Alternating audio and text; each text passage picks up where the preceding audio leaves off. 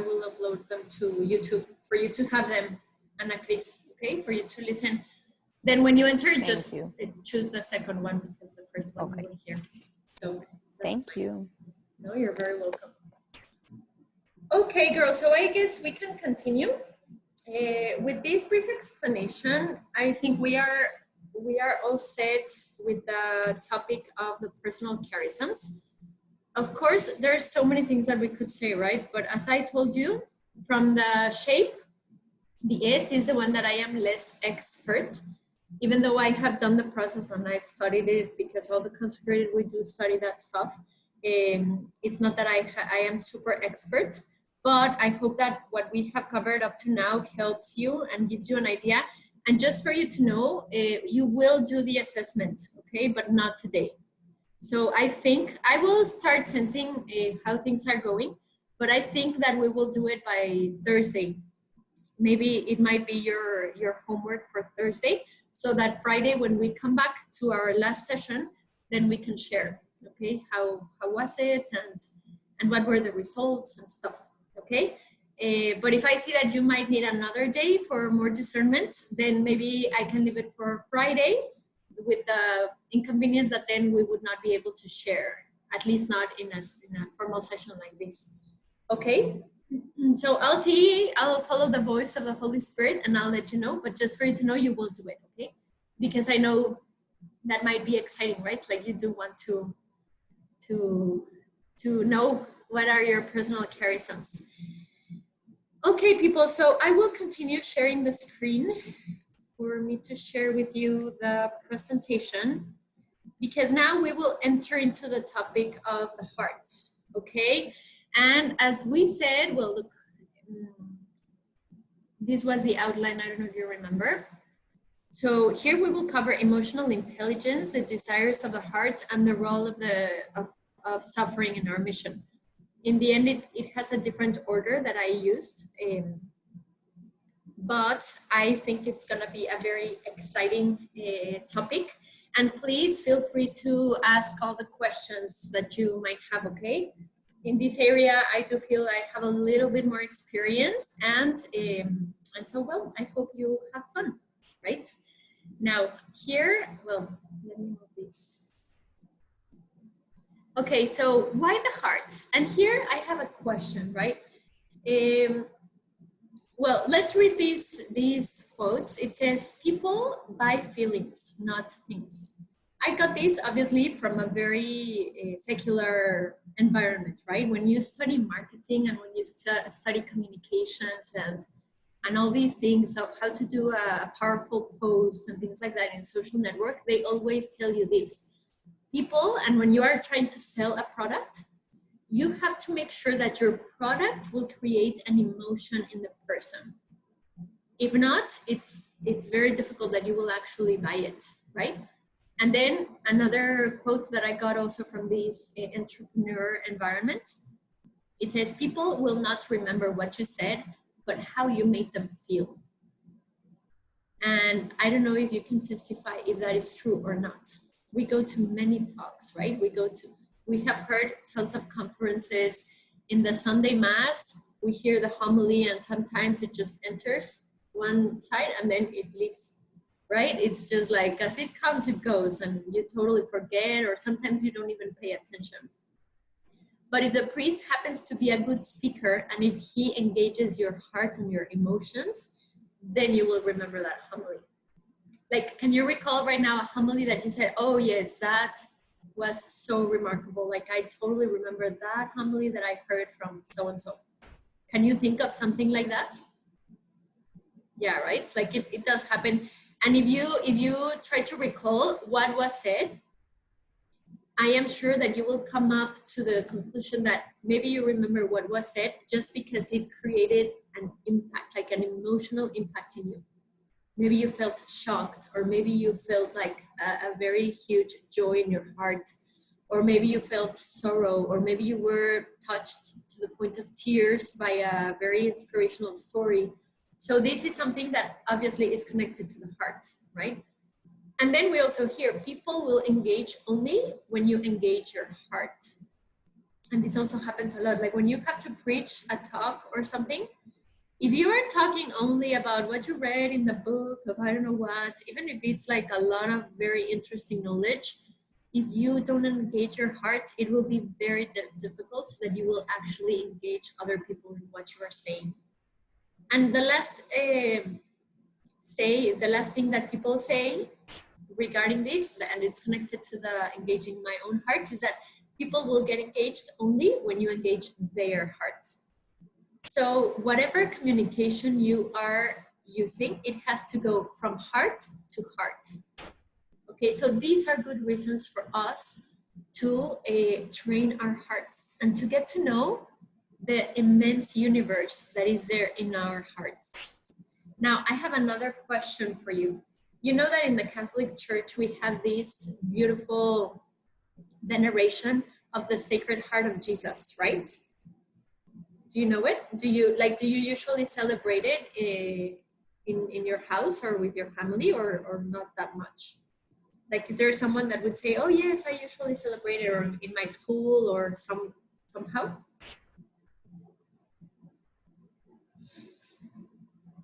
Yes or no? Yes, Yes? I do. Okay, how do you celebrate it, Ceci? What do you Well, usually do?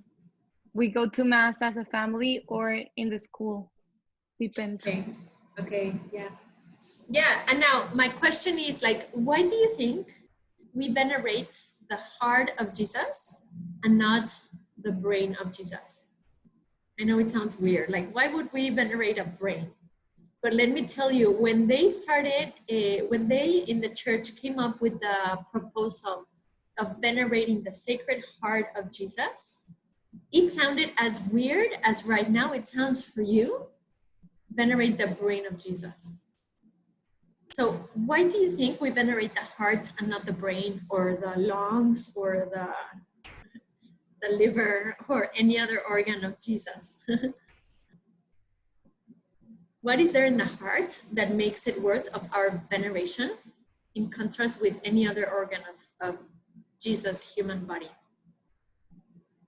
I think because he gave the heart to us. So, and the heart is what? Because of his heart is how we feel love. And not because of his brain, not because of what he knows, but how he loves us. Yes, very nice. Thank you, Kime. Totally. And if you think, like, if we are saying all these things, like, we bought on Jesus, let's say it like that, right? Like, we buy Jesus and we buy Christianity because of how Christianity makes us feel. In the end, that's the reason, right? Like, and of course, then after it made us feel all this huge consolation, all this huge like sense of I am not alone and I am loved and I am enough. But all that experienced as an emotion and not only as an intellectual reality, when it sunk into my heart, then my brain opened up to all the doctrine that is also important. I'm not saying it's not important, but I'm saying that because of what goes on in the heart, as Hime was saying, that is why we actually embraced Jesus like first thing, right? And then if we remember Jesus, or if we, for example, I don't know, Lisa was saying how Overbook changed her life. Well, it changed her life because of how it made her feel, right? It created a sense of communion with my best friends that I found, and friends that I could go with to make a visit to Jesus in the chapel. And because of all those beautiful night activities where we all made stronger bonds, you know, like there's a lot of emotions involved, and how you make me feel will determine how much I will actually follow you, right? Or what you have to share with me. So because of the role that the heart has in the process of evangelization, that is why we are talking about the heart. And that is why, after all, as Hime said, like the center of everything is God's love, right? It's not God's critical thought. It's not the capacity to defeat in debates that Jesus had, because actually sometimes he just stayed silent, right? And he totally had the capacity to win any debate. but that's not why we venerate him. We venerate him because of all the love that he shed in our poor hearts, right? So, and the love resides in the heart. So that is why we are focusing in the heart, okay? So now here we see, this is a very beautiful passage that I am sure you have read before in the first letter of Corinthians 13, verses 1 to 3. And for example, it's a typical passage that we read in a wedding, right? I mean, it's not the only one, but many couples, when they get married, they choose this passage because of the richness of how it talks about love, right? And how important it is to put the focus in that love. Because if I speak in human and angelic tongues, but do not have love, I am a resounding, gong. I think that was a misspelling, or a clashing cymbal, right? So if I end up doing all these heroic actions, and if I end up doing all this apostolate and all this work for the mission, but I do it without love, I am nothing. If I am doing it just to to attract attention to me, or to fulfill an emptiness that I have, or to feel that I am useful, right? Or to to take me out of the lie that I am not loved, that I am not enough. So if I am doing it with selfish purposes or intentions, then I am nothing. Everything is in the heart. Even if I were to give away everything I own, and if I hand my body over so that I may boast but do not have love, I gain nothing. Right? So look how important it is to keep our heart in the center of everything. And that is why we are focusing right now in what is going on in our hearts, right? Now, there is something also in the word of what is the desires? I don't know I hope that you all heard the meditations that I preached the first week. In one of them, I don't know if you remember, that I shared a little bit about the desires of the human heart. Do you remember? Maybe, I mean, I don't know, maybe you have bad memory, right? But what I was saying in one of those meditations is that God speaks to us not only through what other people tell me, my parents and I don't know, whoever I have to obey, right? My teachers or my coach or the parish priest. Yes, they all also share a lot of what God wants from you. But he also speaks through your desires. And this is also something very, very, very important, dear missionaries, for you to acknowledge and have it always very, very fresh, okay? Because sometimes we just disregard our desires. We leave them aside. And sometimes we can fall in the temptation of thinking that if I want to be an apostle, then I have to leave aside my desires.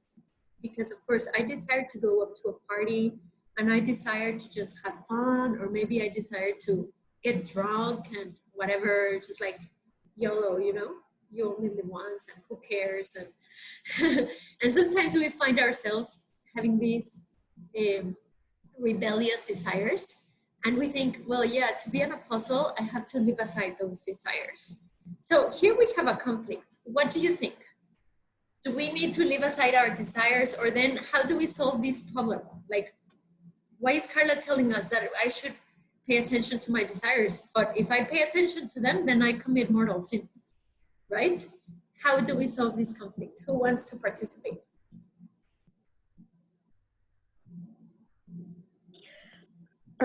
Well, I don't know, but I think that for me, at least, a lot of the time, like the desires of things that I want that aren't good are usually based on a deeper desire, because I think that they might, you know, like I might find love by doing them, or I might find acceptance by doing them, or other things, because I think there's something else there. And once you discover that that's like a lie and that's not true, then it's easy to, I don't know, put those desires in a better place.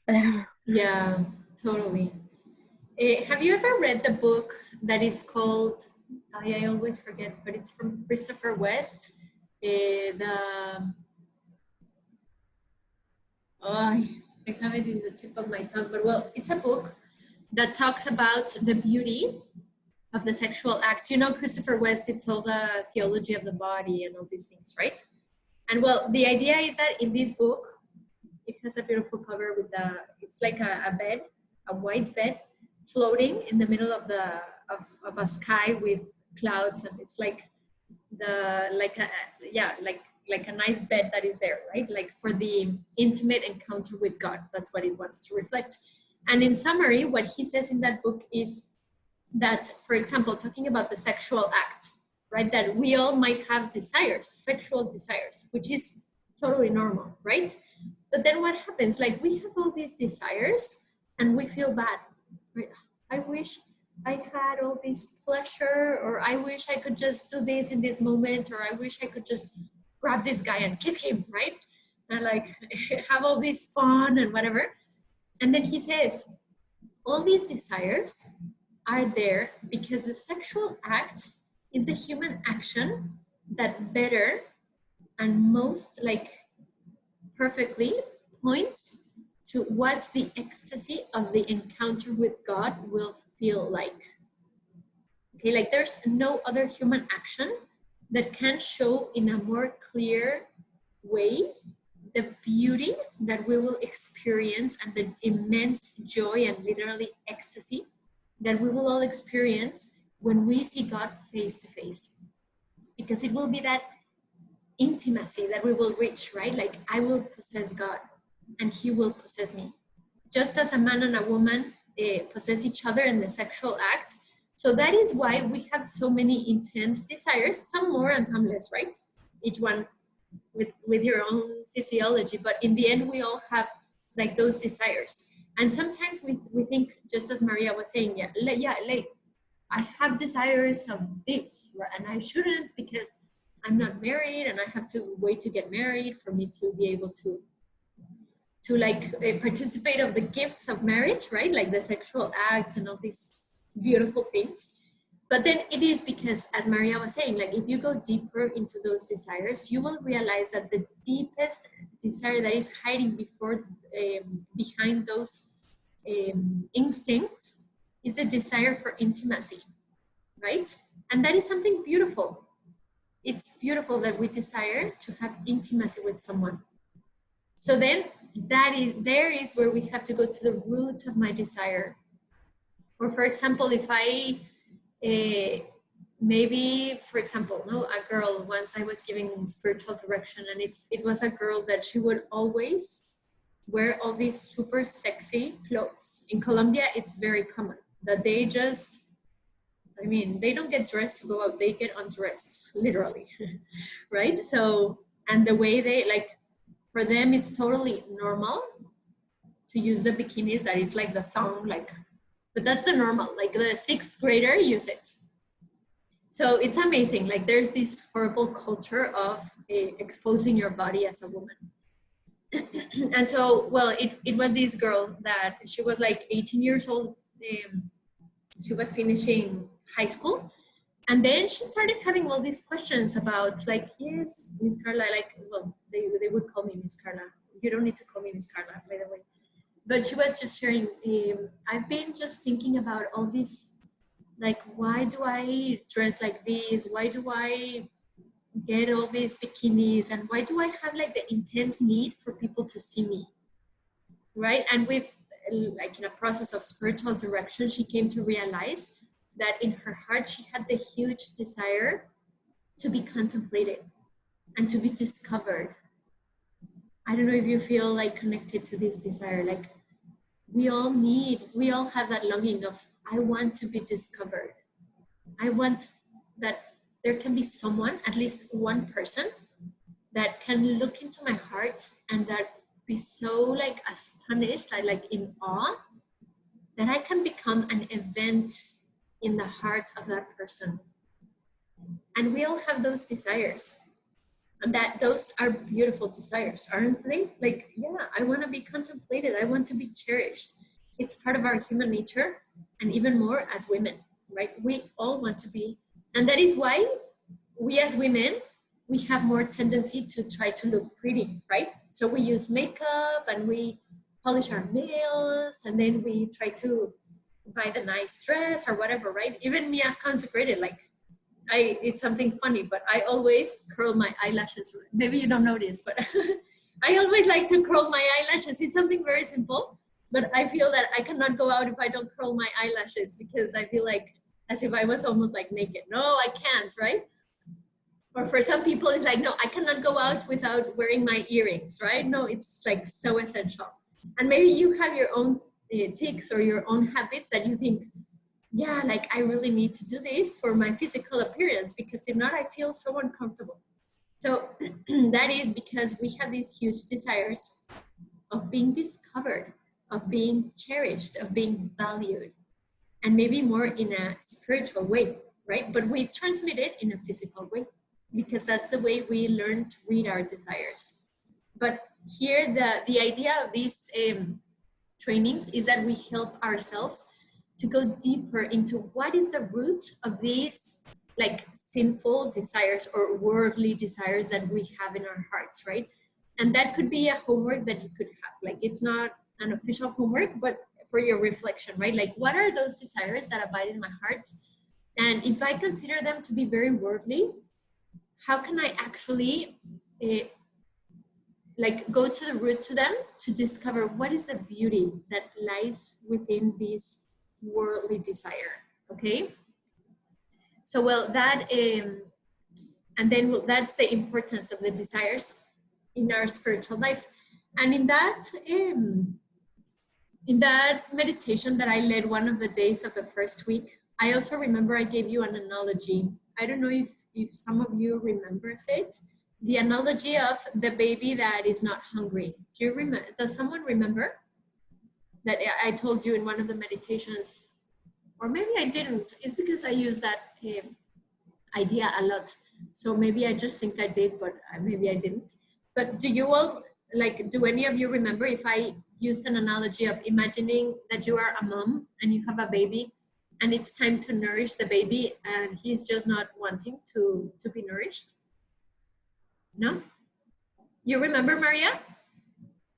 Can you share it out loud? Whatever you remember. Okay. I think it was just like you couldn't get the baby to eat for a long time, and you really wanted the baby to eat his food, but he just would be so like unwilling to eat the food and would cry and cry and cry every time that you wanted to feed him. And then and so then you ended up having to like force him to eat because you wanted him to still live and still survive. But I don't remember like the part that's like like the explanation of the analogy. Yeah, well, but yeah. You got it. So that was the I analogy. remember doing Thank that. you. So yeah, the idea of this was like, when you imagine, right, that you have this baby and he doesn't want to eat. So then what Maria was saying, you force him to eat. You just talk like you just like oblige him to eat. And then what happens? Like, yeah, okay, at least you are solving the first problem. But there are two problems actually, right? The first problem is that the baby is not eating. And if he doesn't eat, he will die of starvation, right? So then you have to solve that problem. And because of that is that you force him to eat. But then there's a second problem, and it's the most important problem, which is that the baby is not hungry, right? So there's a problem because the baby should be hungry. Like, his digestive system, if it's working properly, then he should be hungry. So it should concern you if your baby doesn't want to eat. Okay, yeah, you can force him to eat, but that is not solving the main issue. The main issue is that he should be hungry. So you have to take him to the doctor so that he checks what is the problem. Why is the baby not hungry, right? The exact same thing happens in our spiritual life. We cannot think that by talking into our soul of Sunday Mass, we are solving a problem.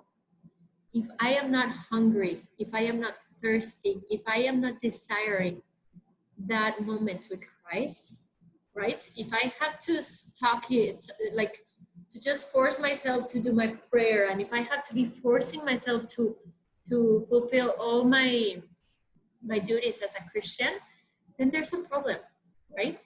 I should be hungry and I am not. So this is also for you to like to examine in your conscience, right? And to say, why, like, am I actually hungry? Am I thirsty of Jesus? Or maybe I'm not. And maybe I'm doing this just because I think it's the right thing to do, right? Like I've known many girls your age. Actually, in Colombia, there was one girl that she was like the top, best, beautiful girl, like well-behaved, the honor roll, and she got the best grades ever. And like, she was always like the perfect, nice, good girl, well-behaved and everything, right? And then when she entered to 8th grade or 9th grade, I don't remember, there was a moment that she said, you know what? Bye. Like, this is not making me happy. Why? Because she was doing all of that out of pressure, because her parents put so much pressure on her. Like, you have to be the best and you have to always be super, like, very well behaved and very nice and gentle to other people. But it was just the pressure of the outside. It was not a deep desire that she had in her heart. So then she had like a turnaround and she became the most rebellious girl. She started drinking. And once I heard from another girl that in a party, she was so drunk that she just went topless in the middle of the party, imagine. And it was this easy whitey girl that she had won the Integramural year. It's like the best prize that we give in some of our Regnum Christi schools, right? Like as the girl that is like, that has a lot of integrity, right? That's a prize. But then hearing all these things about this girl, I was like, okay, there's a problem. This girl was not functioning from her heart. Her motivations were not in her heart. They were somewhere else outside. And yes, they were the parents that were pressuring so hard. So then she had all this process. I invited her to go to be an Isiwari missionary. So she went to another country. There she had a beautiful conversion and she came back to be more or less as she was before, but now happy, right? And in a conversation, she told me, Carla, it's because now I realize that like I was in a pendulum, right? If I leave all this out of pressure from my parents, that's not making me happy. So then I thought happiness was in the other side, misbehaving and being rebellious and stuff. But I found out that neither there I am happy. So then I came to my center of what is moving me, what is motivating me. Oh, okay, got it, right? So I can go back to do all these things, but with the interior motivation instead of just because I am forced by my parents. So she gained a lot of authenticity and it was a very beautiful experience that she had, right? So this is what I refer to when I talk about the importance of those desires in our spiritual life, right? And even in our professional life and in our daily life, right? Now here, look, there is a very interesting difference between motivation and discipline. Because it can happen, like to this girl, it happened that she had a lot of discipline. She had that ability to continue pushing in the right direction when you no longer have motivation doing it for you, right? Discipline is far more important than motivation. And you should never rely on motivation only. So, well, when you see discipline as the second step to like give voice to motivation, then it's good.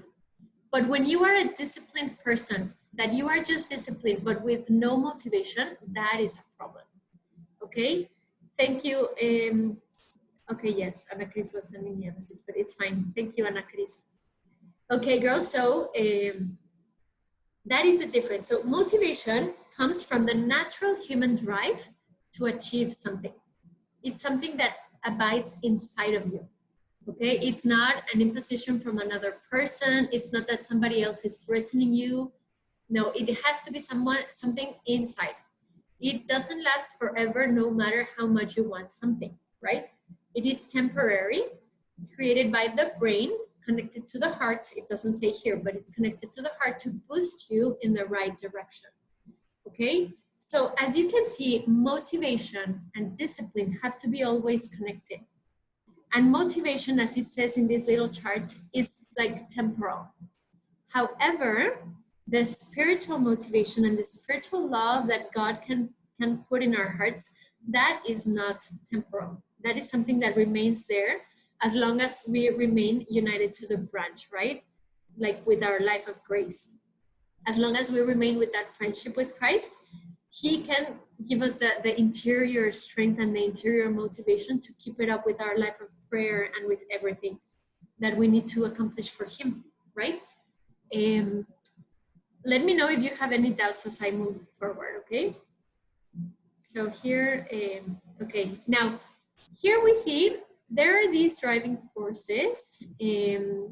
Look, as you can see, there are 2, 4, 6, 8, 10, 12 driving forces.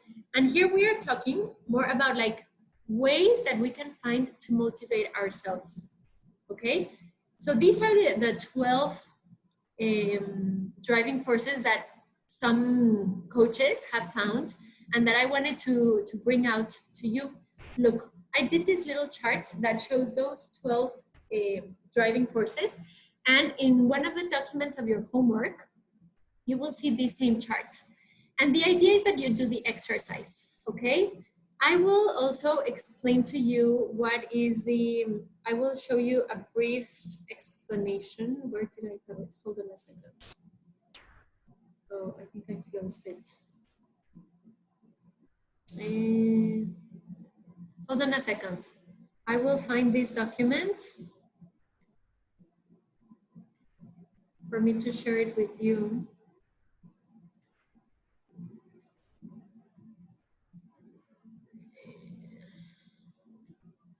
Okay, bear with me just a little bit. For some reason, I closed it when I had already opened it. It's here.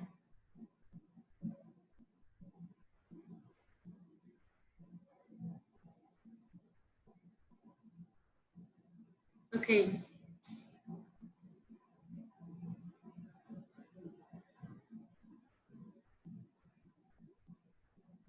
So look, I will show you from my personal, you will see the results of my driving forces, but I don't mind that you see them so that you can see the explanation, okay?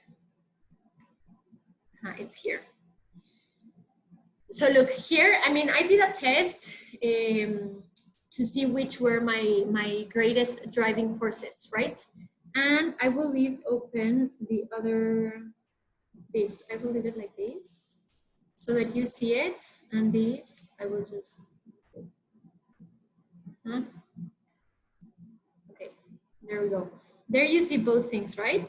You see the chart here, like the circle, and you see this explanation. So look, the intellectual driving force, which is here. Let me do this a little bit bigger so that you can see it with more clarity. There, can you see it better? Yeah, right? Okay. So look, the intellectual driving force refers to the people who are driven by opportunities to learn, acquire knowledge, and the discovery of truth, okay? So as you can see, that's my personal high one. Maybe it's not yours. Here, you're not gonna do this test, but what I recommend is that you see that in this chart, you have like 10 circles, right? So it's for you to grade it. And according to this brief explanation, you can just grade how much the intellectual driving force actually motivates me. So am I a person that gets motivated through learning, through acquiring learning more about the truth, or yeah, just like understanding better the things, or maybe no, whatever, I don't feel motivated by those things, then you grade yourself like with 1 and you color then just one little part here. Okay, that's the idea. Look, actually, I'm gonna show you how to do it. I think I have it here. So look, imagine that here you have the wheel.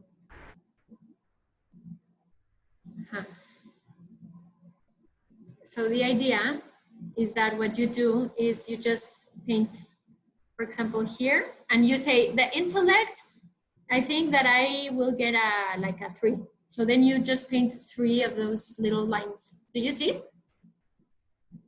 Okay, so that's what you should do. Like if you cannot do it in your computer, then you can print it and fill it out with colors or something, okay?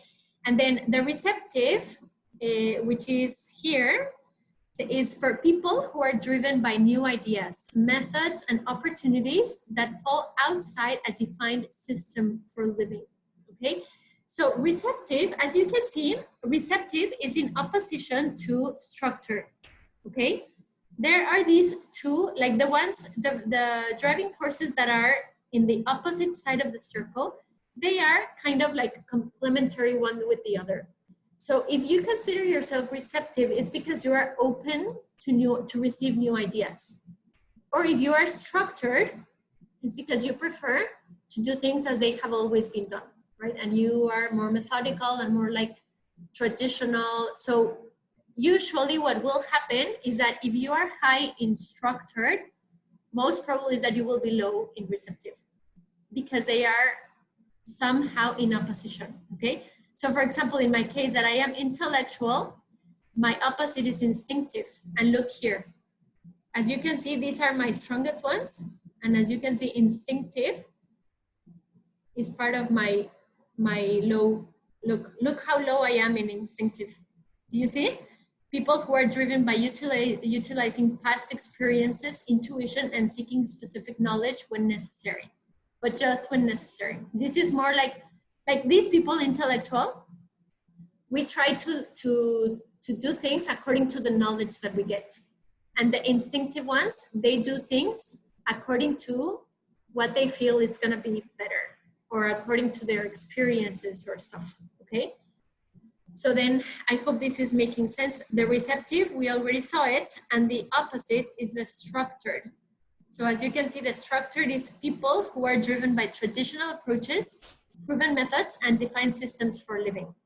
Okay, what I was saying, like they prefer to stay with what has always been done.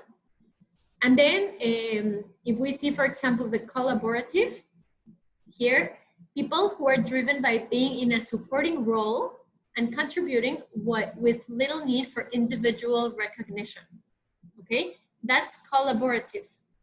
And commanding, so for example, collaborative is the people that they just want to help people, right? It's like, oh yeah, it's just for the fun of helping my friend, like poor thing, she needs help.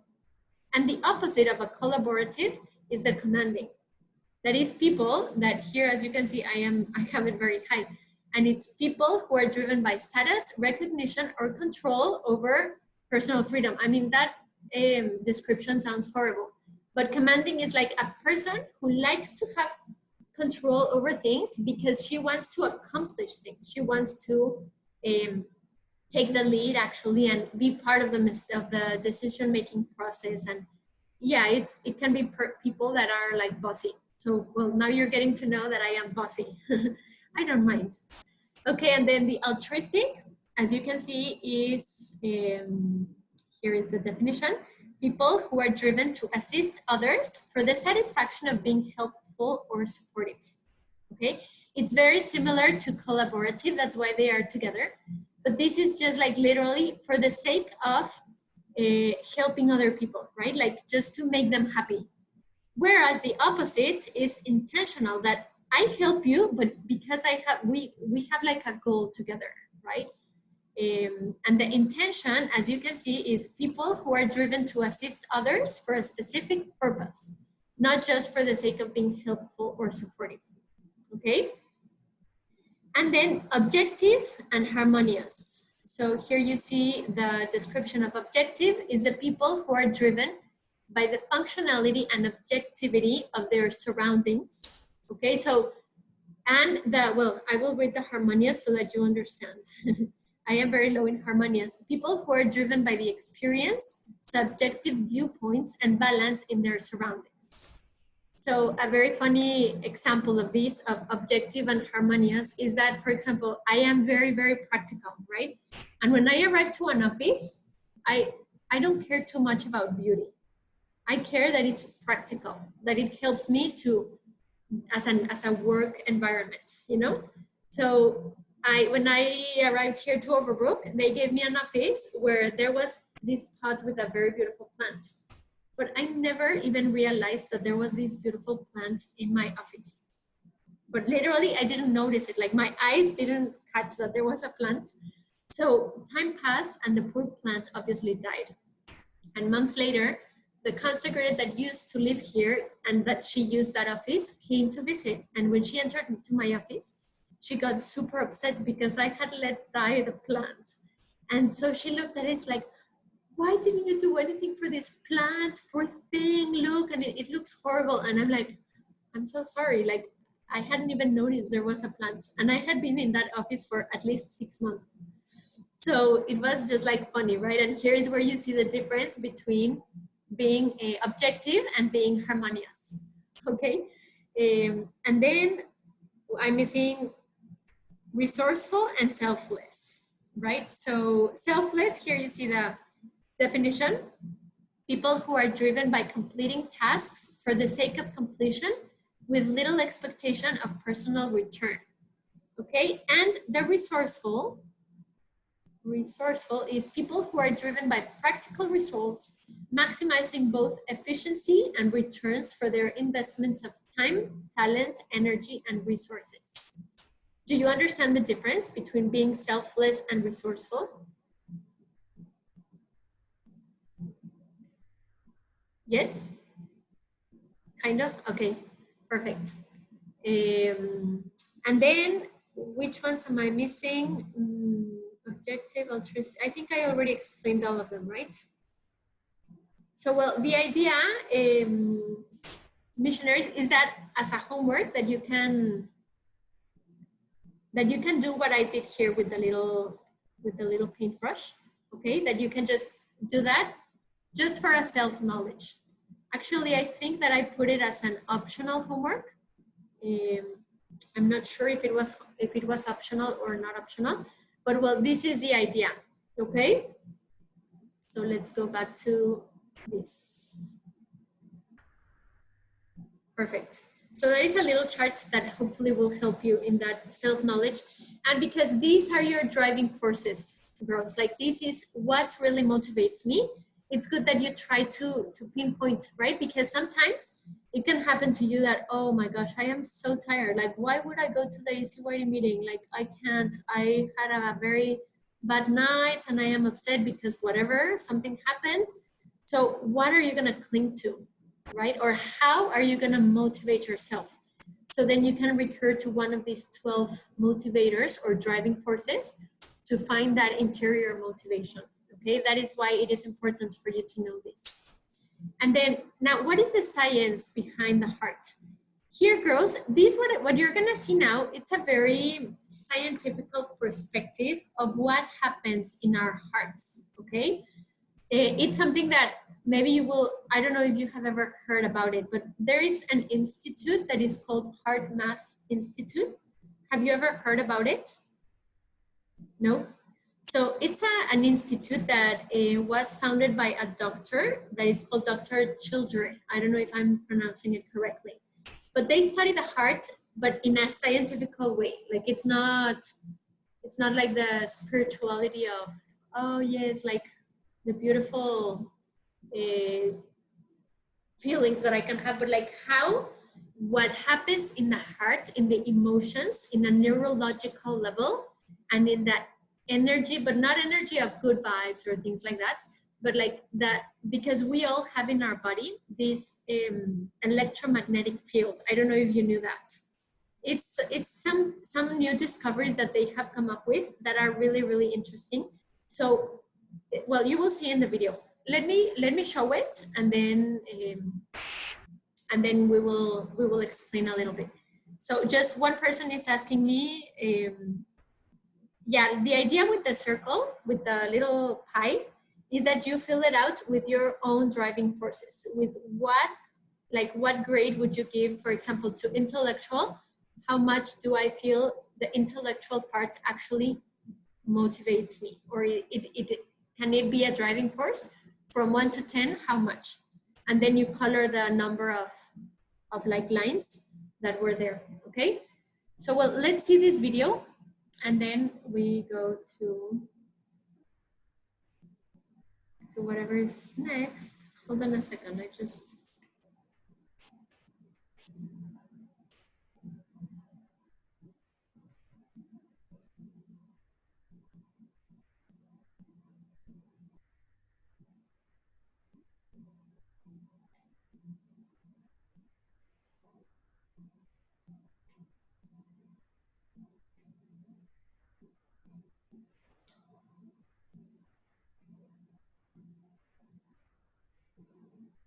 Carla, I can hear. I don't know if it's just me, but I can hear the video. You don't hear? No, but I'm not sure if it's just me. No, me neither. Okay. No, you don't hear? Oh, that's weird. Does anybody know how to make it work? You have to, like, I don't know if you can do it like without stop sharing the screen, but when you start sharing, you have an option that says like share sound also or something like sound. Yeah, that's true. I think that I need to stop sharing and then share again, right? Have like a little box like below. Hold on a second. I need to go. Oh, share computer sound. Yes, I see it. Okay. Yeah. Perfect. I'm gonna start it over. We've all felt you hear? at one point or another, we are interconnected. But is this an illusion or a scientific reality?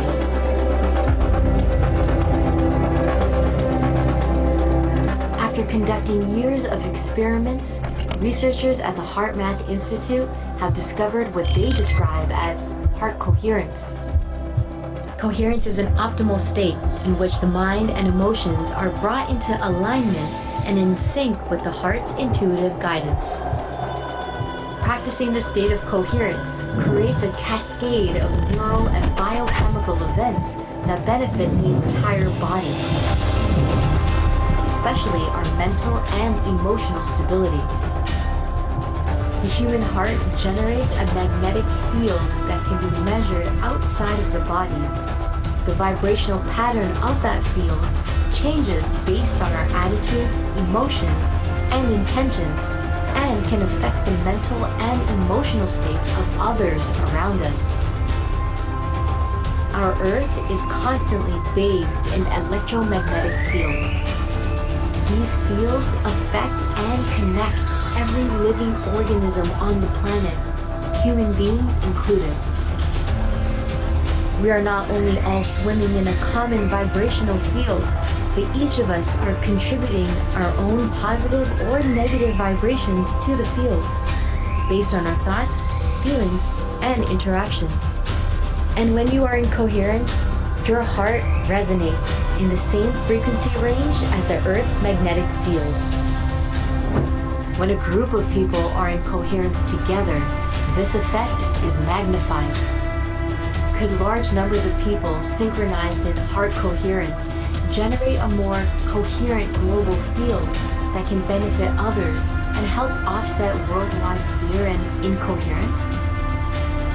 This is the pursuit of the Global Coherence Initiative. A global network of ultra-sensitive magnetic field detectors and other scientific instruments have been installed around the planet, measuring fluctuations in the field, creating one of the world's largest experiments for intentionally evolving human consciousness. By joining the initiative, you will practice methods that are helpful for increasing your personal well-being and energy levels, reducing stress, fear, and anxiety, while connecting you with your heart's deeper guidance for choices and decisions. At the same time, you'll be helping to shape the collective field of our planet for the better. As a participant, you will learn how to measure your coherence level in real time, along with hundreds of thousands of people in over 150 countries who are adding heart energy to the planet.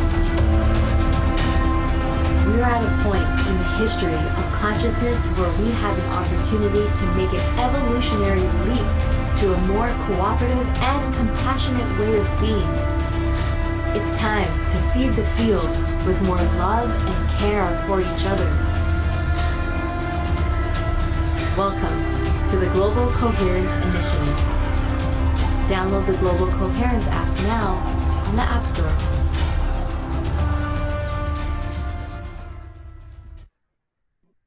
Okay, what do you think, missionaries? Had you ever heard about these ideas of the global coherence and all what happens in my heart and how it actually irradiates in a way of electromagnetic fields? Have you ever heard about those things?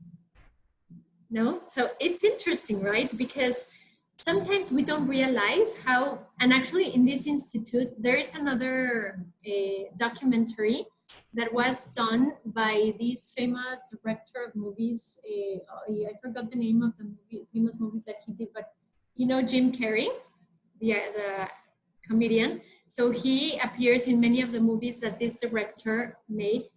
And this director of movies, he had a conversion. So when he had a conversion, he went to talk to many of the doctors of HeartMath Institute. And it's beautiful because in this documentary that is called I Am, in case you want to watch it, it's like 1 hour and 15 minutes. They share more in depth about all these, what is going on in like all these discoveries, because they realize that each person, imagine that I have like 6 feet apart from me, there's this sphere that I don't see, but it's my own electromagnetic field. And that there is 3 elements that modify that electromagnetic field for it to be in coherence with my heartbeat and also with the rhythm of the neurons connections and like all the life that is going on in my brain and in my heart.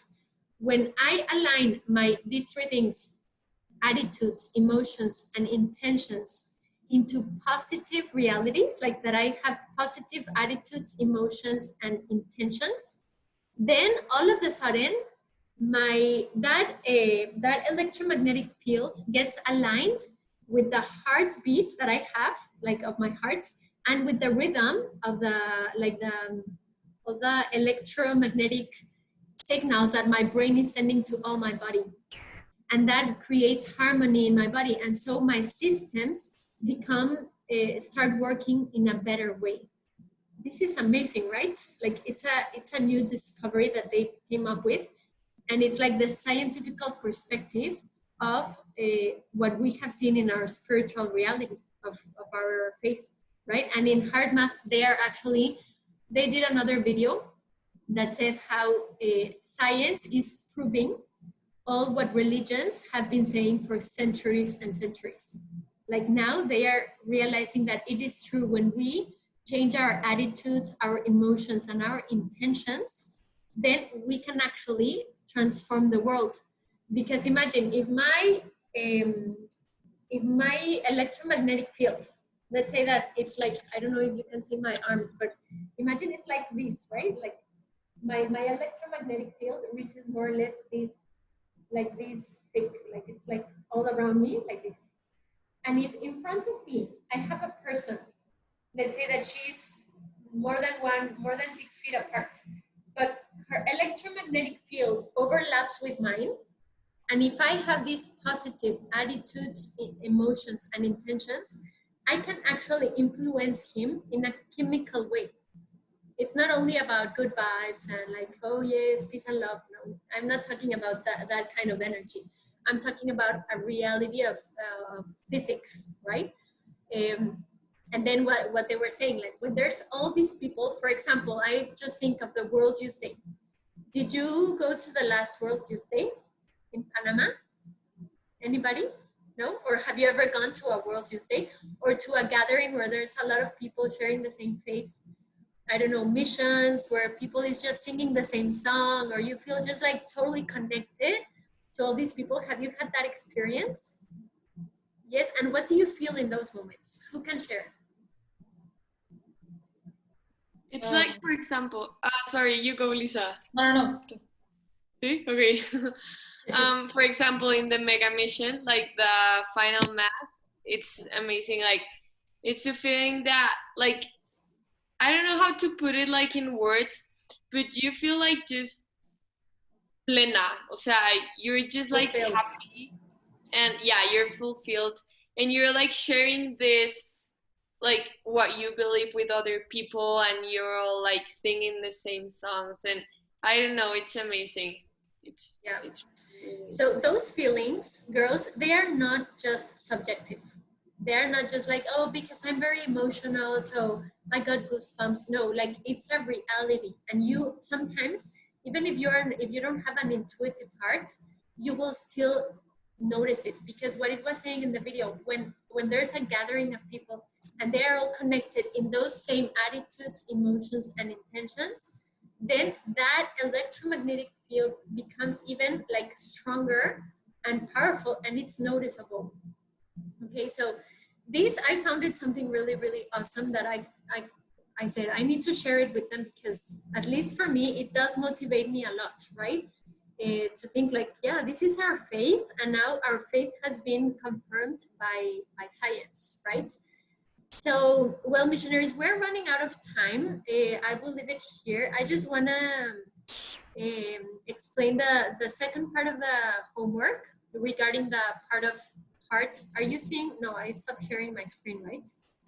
Okay, I'm gonna share it again. Sorry for that. Share screen. Okay, comparison, share. Okay, so here is the second part of the homework. So it's just questions for you to share, like to write down, sorry. Do you consider yourself a happy person, and why? What are the greatest desires of your heart? Well, just these 3 questions. And then look, this is optional, okay? But if it helps you.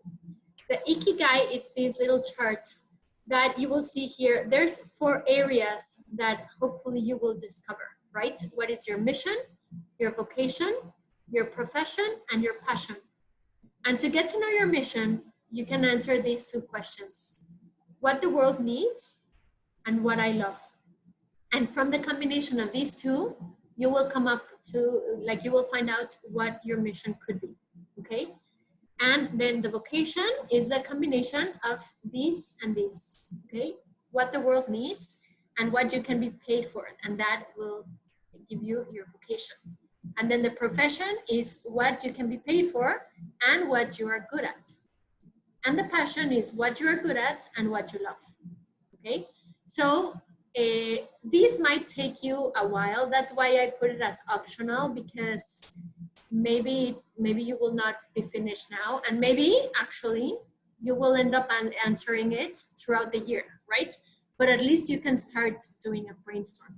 And then the other optional is the wheel of the driving forces that you already have it there, okay? So with that, girls, I think that we can finish here and see you tomorrow.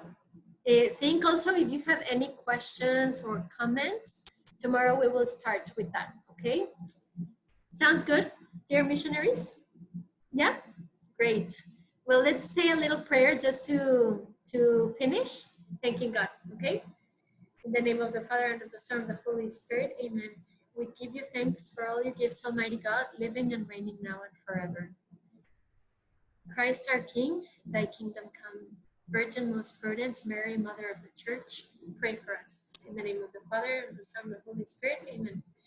Okay, missionaries, I hope you enjoyed. See you tomorrow.